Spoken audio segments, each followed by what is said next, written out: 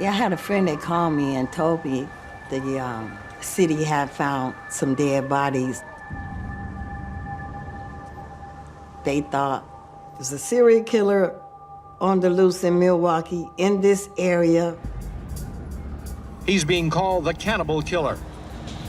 Police say they're sure he killed at least 11 people and possibly as many as 18. Confessed serial killer Jeffrey Dahmer is scheduled to appear in court today. When I saw Jeffrey Dahmer, I got sick to the stomach because I knew I was in front of evil. I was straight facing evil. I'm like, this man right here, he's the one that killed my brother and all these other people. Him. I should have stayed with God. I tried and failed and created a Holocaust. Oh. I saw Satan just as clear and plain. I did. I saw his face. What's your name, fella?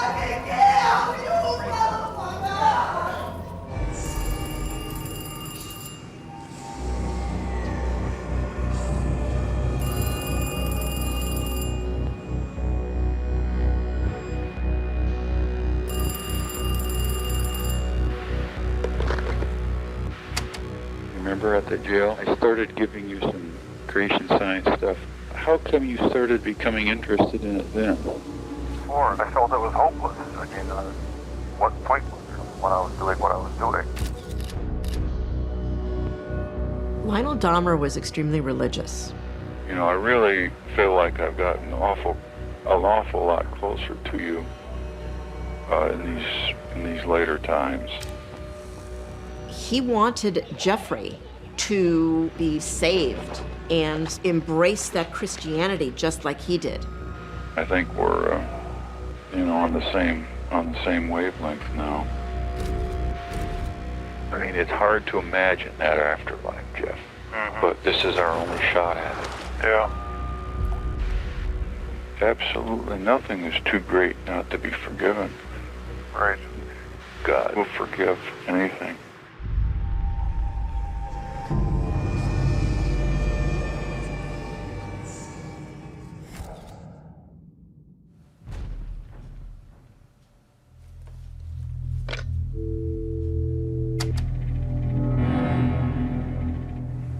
Do you remember that night of Monday, July 22nd, 1991? Yeah, what about it? Ghastly discovery in Milwaukee today. Mutilated body parts were found in a man's apartment. The night that Jeffrey Dahmer was arrested, I heard a knock on the door. That police knock. You know the police knock. I looked up the peephole and I saw 2 police officers. I opened the door. I said, is he okay? Excuse my language, but he said, yeah, that fucker is okay. I said, wow, what did he do? He said, well, you're gonna have to evacuate your apartment.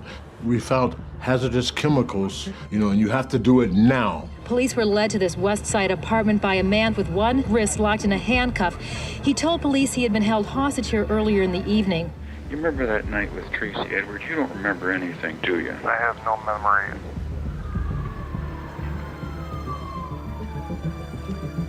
I was made aware that 2 police officers driving in District 3 in the area of 25th and Kilbourne were stopped by a man with a handcuff on one wrist. The man was Tracy Edwards. He had been invited up to someone's apartment, apartment 213. He became uncomfortable with what was going on in the apartment. Well, I had my head turned like this, looking at the fish tank, Before I knew it, he threw a handcuff on me and had a big blade up under my heart, telling me if I don't do what he says, he's gonna kill me, So that kind of freaked me out, right? He took a blade off me for a moment, and then I knew then it was my time to make my move, that if I didn't take my chance then, I would never get out this place, Tracy Edwards ran out and he wanted to get the handcuff off. The police officers were unable to remove it, and eventually they took Tracy Edwards back up to the apartment. The person who lived there allowed them to come in, and as they talked a little bit, one of the police officers observed some Polaroid photos. In the Polaroid photos, he appeared to be dead human beings And at that point, he decided to call his lieutenant.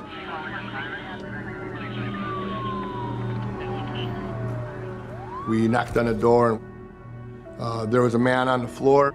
He was handcuffed, laying face down, and I looked him in the face and I says, what can I do for you? And his response, I remember it today, was, get this police officer off of me. And I looked up at the officer and he said, go look in the refrigerator. I see a human head in a small cardboard box in the bottom of the refrigerator. I remember closing the refrigerator door, turning toward the officer and saying, yeah, don't get off of him.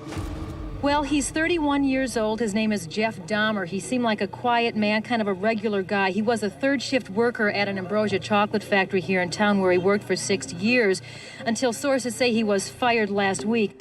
I liked him as my neighbor, but he started, dodging me. When I knock on the door, he didn't let me in. He didn't even answer the door. So I let him alone. I stopped.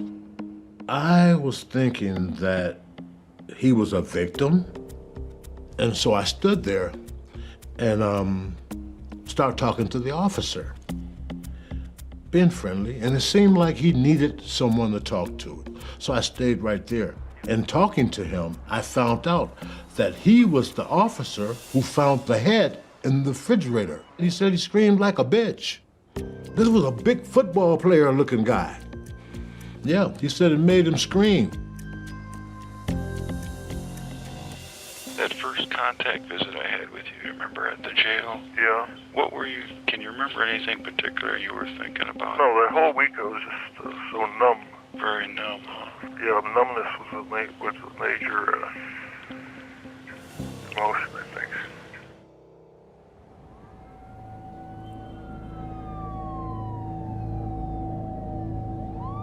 It was a hot, humid July night. And at 1 o'clock, I was awakened by my daughter, who received a phone call. And the law enforcement officer only said that they had found a head in a refrigerator. I am Dr. Jeffrey Jensen. I am a forensic pathologist, and I became the chief medical examiner in Milwaukee County in 1987. Throughout my career, I've been skeptical of certain observations by, law enforcement. And so as I was getting dressed, I was probably thinking to myself, what could this be other than what they were telling me?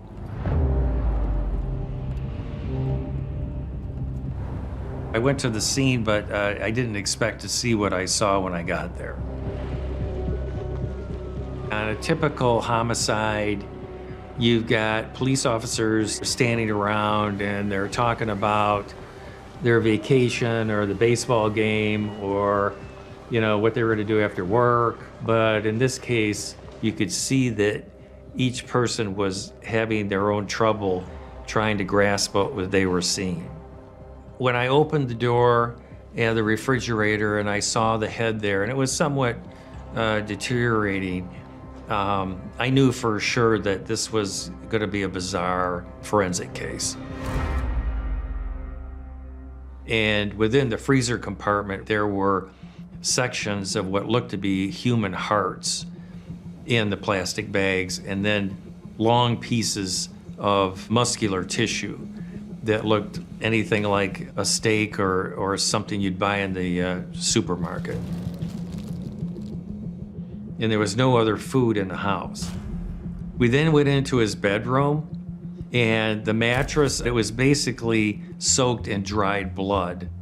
And there was also a bottle of ether and a bottle of chloroform, very potent and toxic anesthetics.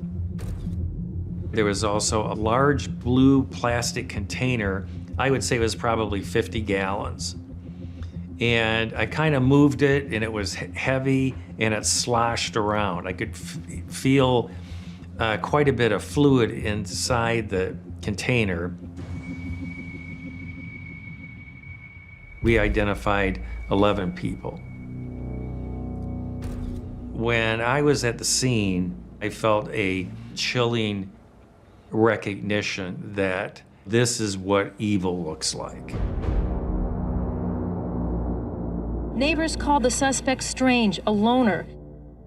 Thought he was into collecting old garbage or something. I don't know. I didn't know much about him. I seen him a few times, and every time I seen him, he looked like he was like a whacked out type of dude. They also tell us that they could hear sawing going on day and night. And of course, today, police have been inside of this building removing more things. Also found containers of acid in a 55-gallon drum, contents unknown. We were all standing there very surprised, at what was going on. And it was unbelievable. It was unbelievable. How would you have spent the rest of the night if the police hadn't come? Filling the tub of that, blue container with acid. 16 gallons of acid. Tracy probably would have been gone, huh? It gave answer to the stench that we were smelling. It gave answer to the clothes that we were finding that looked at nice clothes, finding them in the trash. I mean, it answered so many questions from the people that lived in the building. What can you say? He fooled me. He fooled us all. Jeff was the person that I talked to, that was my neighbor. Jeffrey Dahmer was a murderer and a serial killer.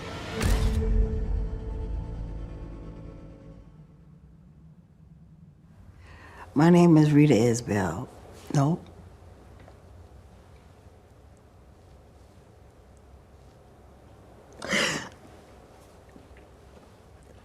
It's gonna be painful. It's gonna be painful. For me. Now, we are not just praying for the Lindsay family, but for all of the families. Hearts are broken tonight. Earl Scott Lindsay. Ooh, he was terrible.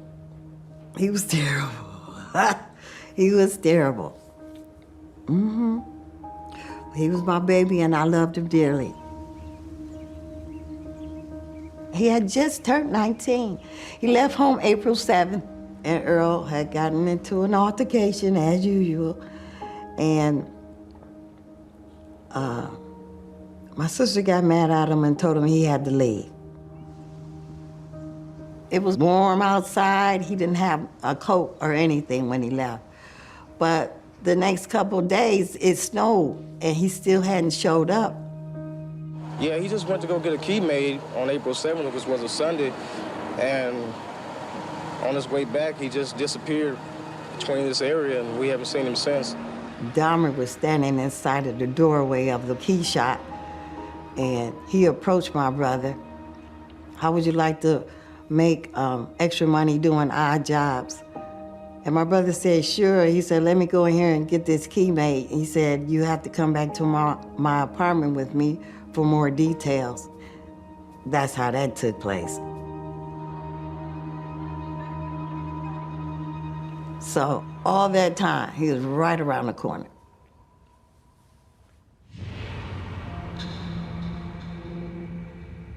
He messed up when Dahmer offered him that beer. He opened it for him and he already had the pills crushed and poured it in there and gave it to my brother. Probably slammed it too. How's the cigarette rolling going? Pretty good. I've gotten pretty good at it. Yeah? Do you get it pretty snug? Oh, yeah. Yeah, I have one of these acrylic rollers that makes a perfect cigarette, so I don't have to do it by hand. Although if it's too tight, then you can't get a good draw from it, right? Uh-huh. Yeah. Takes a little practice. I've gotten it down pat now. So that's my big accomplishment here.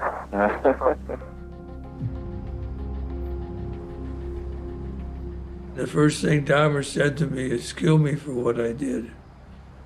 I want to die. My name is Dennis Murphy, and I was one of the detectives that interviewed Jeffrey Dahmer in 1991. After he told me I should kill him for what he did, I realized that he may want to talk about it and he may not. But my job was to get him to talk about it and get as much information I could. So we had to devise a way to get him to speak with us, and we used coffee and cigarettes. He had a cigarette habit, and once we gave him cigarettes, it says, we want to please him, now you got to reciprocate and give us some information. And it worked out. The confession, given to police hours after his arrest, outlines his alleged murder spree and what he did with his victims' bodies. I just wanted to call and see how you were, and I know you probably had kind of a hard day today, huh? Good. Well, we spent 4 hours with paperwork.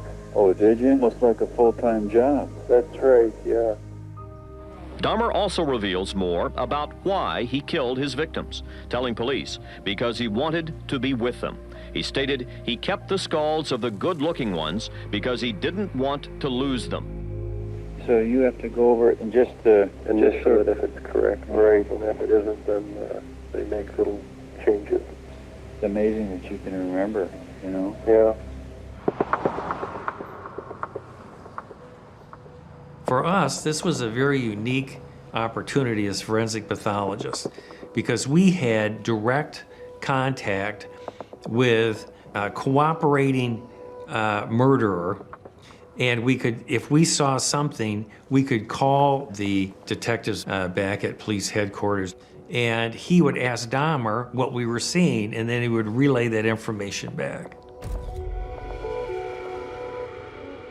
Well, when we first encountered the skulls, we noted that in some of the skulls there were holes that had been drilled into the skulls. In one case, there was an intact head, and I had observed a drill hole. You could see a tissue tract that looked like a needle had gone through the brain tissue. Dahmer had injected what we saw at the scene, basically bleach and other caustic materials into the brain. And so we determined that on the basis of the patchy distribution, that this was injected while the victims were still alive. He admitted that he was trying to do a lobotomy on the individuals to make them basically zombie sex slaves, is in his words.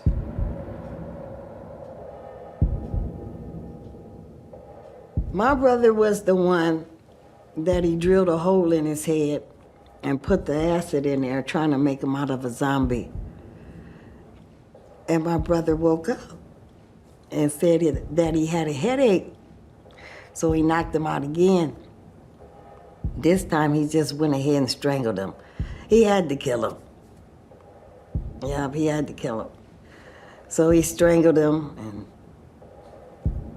dismembered him. I bleached him off, the skin off, and kept the parts that he wanted. That's what happened to him. You remember when he had the first contact visit with you? You remember at the jail? Right. I started giving you some creation science stuff then. Right. How come you started becoming interested in it then? Before, I was wrapped up in work, and when the weekend came, I was serious about it. Mm-hmm. I felt it was hopeless. I mean, what point was there when I was doing what I was doing? You know? Right. I know it. But nothing, absolutely nothing is too great not to be forgiven. Right. God will forgive anything.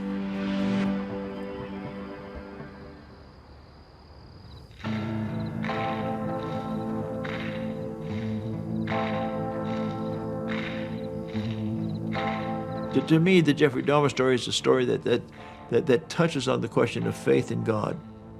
I'd been preaching since 1970 for the Churches of Christ. And in 1994, I received a phone call from a friend of mine who was a minister in Milwaukee telling me that a prisoner wanted to be baptized, and would we please find someone to baptize him? I said, sure. I never baptized anyone in a prison, but tell me what the prisoner's name is. He said, you might want to sit down for this. His name is Jeffrey Dahmer.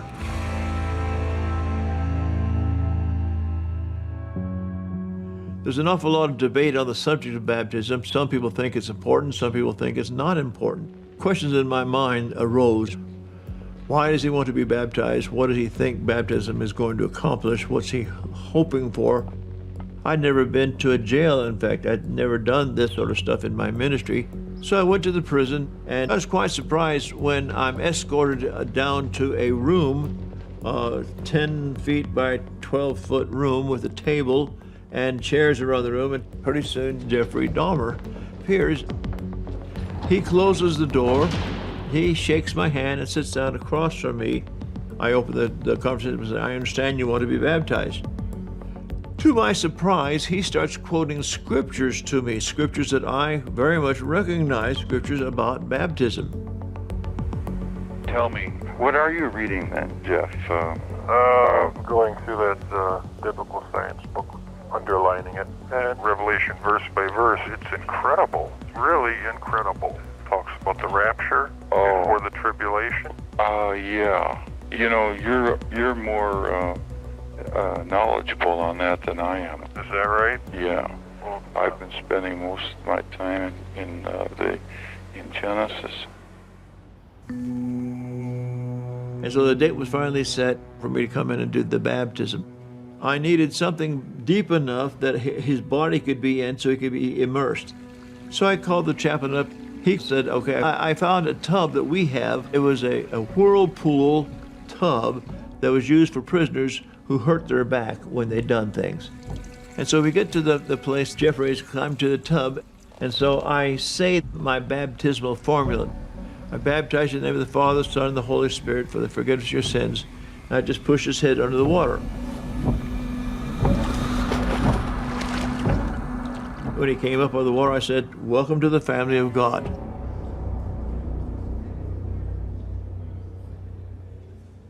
Well, I tell you one thing, if anybody had said that I would be spending Saturday nights reading some of that study Bible, Yeah. I never would have believed that. That's right. It's the only way he could get you there, doing it, huh? So that's the only way it would have happened.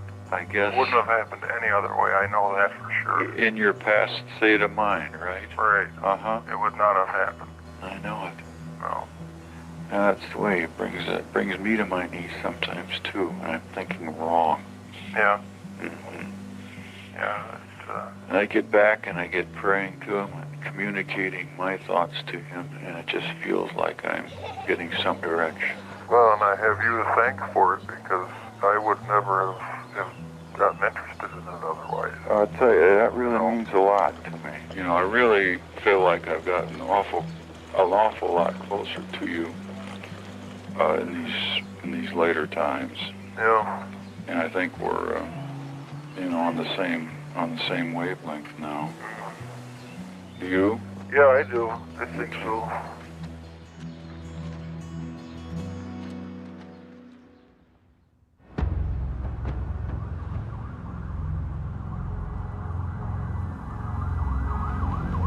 Serial killer Jeffrey Dahmer is pursuing an insanity defense. He has confessed to killing and dismembering 17 people since 1978. Dahmer's lawyers say he can't be held legally responsible for the crimes, but the district attorney says it's up to the defense to prove Dahmer is insane. There's no doubt in my mind Jeffrey Dahmer would be found guilty. So at first meeting, he said to him, Jeffrey, what do you want from me? He says, I know I hurt a lot of people, but is there anything I can do to change that? And I said, no, it's done. And I said, Milwaukee's a wonderful place, Jeffrey. It's now got a terrible black eye. And people don't understand what happened and why it happened. And unfortunately, there's not much we can do about that. But if we tell the truth about what had happened, we'll do a lot to cleanse the reputation of Milwaukee. And that will be a good rather than an evil act. So let's do that. Mr. Dahmer, we're charged with first-degree intentional homicide, which carries a life imprisonment penalty. Do you understand that? Yes, Your Honor. Dahmer wanted to die. I know that because he was very disappointed when he found out that Wisconsin didn't have the death penalty anymore. Once we pled guilty, the burden shifted to me to prove that he was suffering from mental illness. Jerry Boyle's argument was pretty simple, which was, look at all these horrible things this guy did. How can he not be crazy? He is taking showers with 2 dead bodies in the bed that have been in there with bleach and disinfectant. But then the prosecutor's argument right back was, yeah, but he lied, he concealed, he knew what he was doing was wrong. He knew right from wrong. Listen to this. He stated that before going out for the evening, he generally would know whether or not he planned to commit a homicide. And before going out, he would prepare the drug by powderizing it and leaving it in a glass on the countertop of his kitchen. What Dahmer did in these killings is he really had a plan. And it's hard in the psychiatric world to take a person who's able to plan and to suggest that that person is mentally ill. You have the attention of a lot of people, so that will be perhaps a tool that has been put into his hands. You know, you just don't know what his plans are, but you will.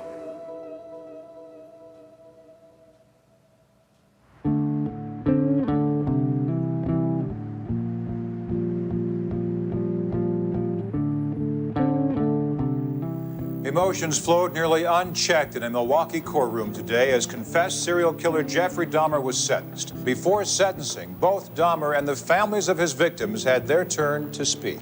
So I'm sitting there listening to everybody else, was just making my stomach hurt. Fortunate for you, Wisconsin doesn't ask you for what you have taken, but then you can only give once.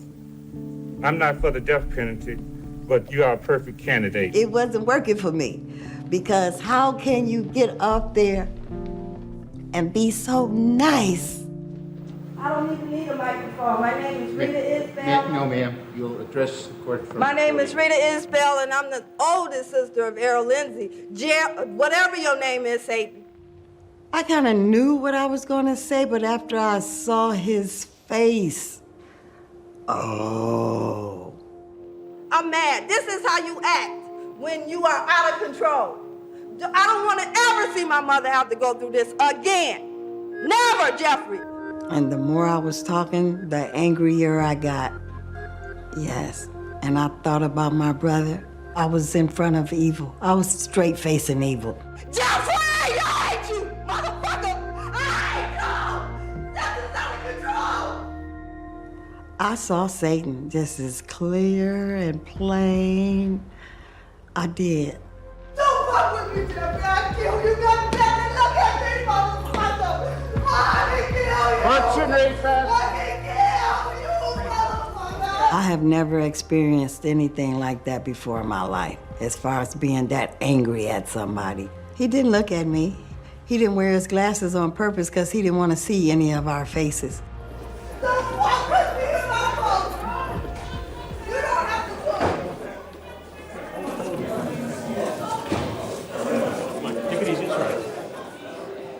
Jeffrey showed no emotion of any kind from the beginning of the trial to the end of it. He was just like a statue. It is over now. This has never been a case of trying to get free. I didn't ever want freedom. Frankly, I wanted death for myself. This was a case to tell the world that I did what I did not for reasons of hate. I hated no one. I feel so bad for what I did to those poor families, and I understand their rightful hate. I know my time in prison will be terrible, but I deserve whatever I get because of what I have done. Thank you, Your Honor, and I am prepared for your sentence, which I know will be the maximum. I ask for no consideration. Jeffrey Dahmer is sent to a maximum security prison, Columbia Correctional Institution in Portage, Wisconsin. He was found sane on all counts. He received 941 years behind bars. We really don't hear much about him. He doesn't really interact much inside the prison because he was in solitary. Dahmer was quiet in prison as he was in life. Leave me alone, don't bother me, and just kept to himself. Well, after I baptized Jeff, he anticipated that I would never see him again. I get a letter from Lionel Dahmer, and Lionel Dahmer is writing me a letter, please don't abandon my son. And so I wrote back to Lionel, basically said, I'm not going to give up on your son. I am committed to him. And this question of abandonment, I think, really addresses a basic need he had in his life. Because I really think if you try to explain why he did the things that he did, that's a big part of the whole story. He said to me one time, I really feel remorseful for the crimes I committed. I think I should have been put to death by the state. And I said, well, I agree, you probably should have been put to death because these were death-worthy crimes. He said, well, now that I'm a Christian, he says, am I sinning by living? The fact that he asked me the question indicates to me a sincerity on his part, that he really is trying to serve God. And I think that's what his baptism was about. He wanted to have his sins washed away, and I believe that God accepted that and that God forgave him.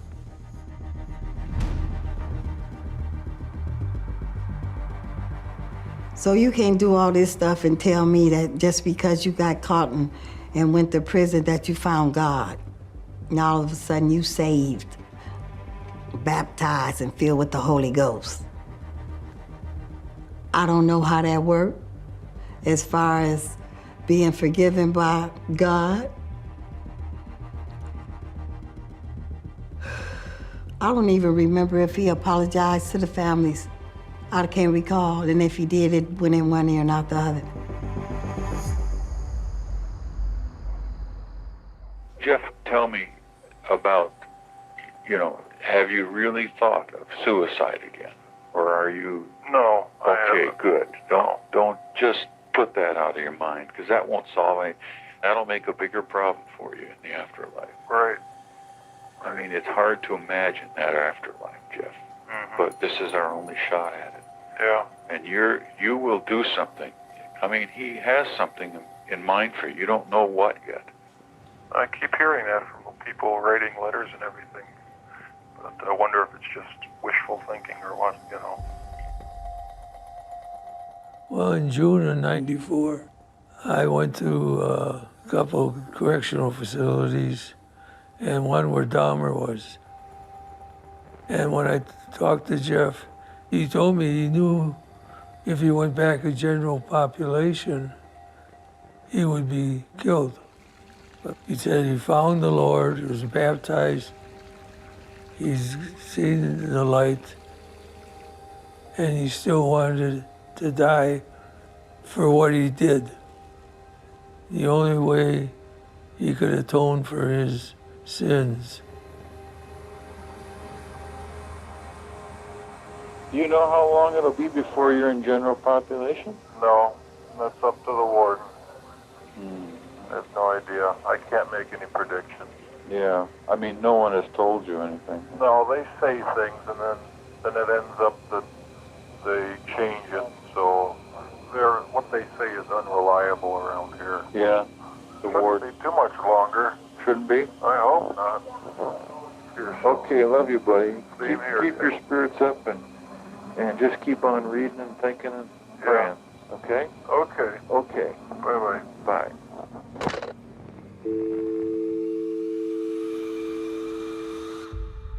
One of the most notorious serial killers in American history met his own gruesome end today. Jeffrey Dahmer, the man who strangled and dismembered 17 men, was attacked and killed in a Wisconsin prison. Jeffrey Dahmer knew once he was going to be mixing with the general population that he wouldn't live long. He was cleaning a bathroom, and Christopher Scarver, another inmate at Columbia Correctional, grabs a barbell. He walks into the shower room, and he beat Jeffrey Dahmer to death. He had a death wish as long as I have known him. I don't think he had the gumption to do it himself, although he had tried a couple of times and was unsuccessful. And I figured it was just going to be a matter of time before he would find himself in a position where he found himself today and was terminated. I think he knew what his future was. It was over.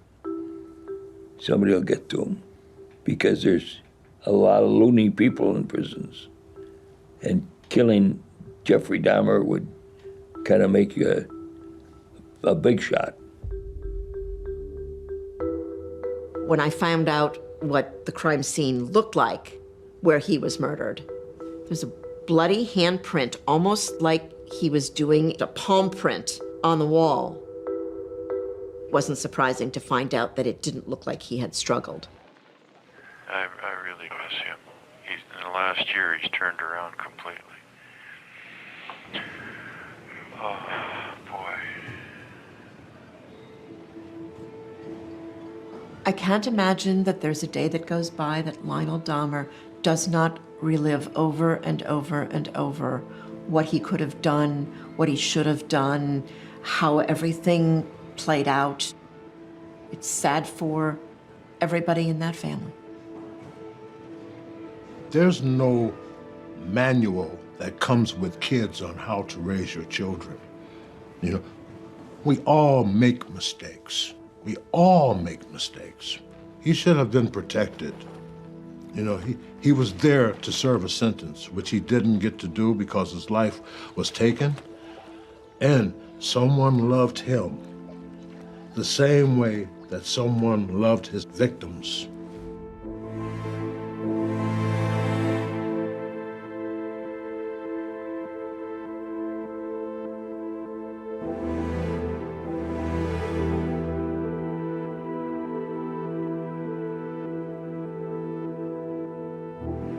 What does he deserve?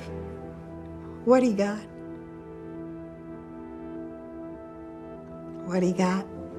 I could say that I'm shocked, but I don't feel anything. I'm numb right now. I wish he would have stayed alive and suffered. That would have killed him more than anything. Selfishly, I wanted him to feel the pain that we all else have felt. It just seemed like somebody gave him an easy way out. I still can't even comprehend today, you know, what he did. I certainly couldn't have seen that when we were 18 years old. And I still find it hard to believe that any human being could do that to others.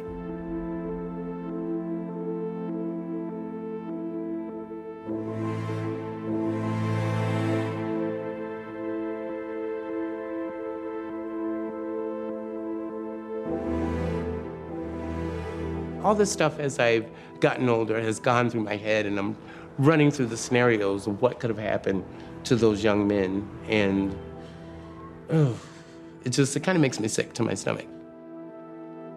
Jeff Dahmer will never leave one of those dark recesses of our brains. You don't get rid of somebody like that. You can't just block him out and say, I don't want to think about him. He's always going to be there.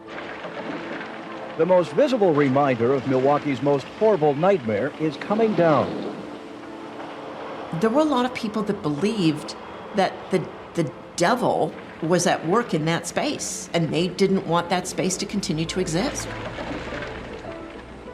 People in Milwaukee did not want to be reminded day in and day out of the terrible tragedies that happened on that street in that apartment building.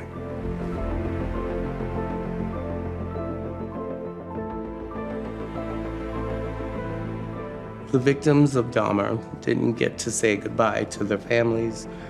They didn't get to grow up. They didn't get to become what they thought they were going to be.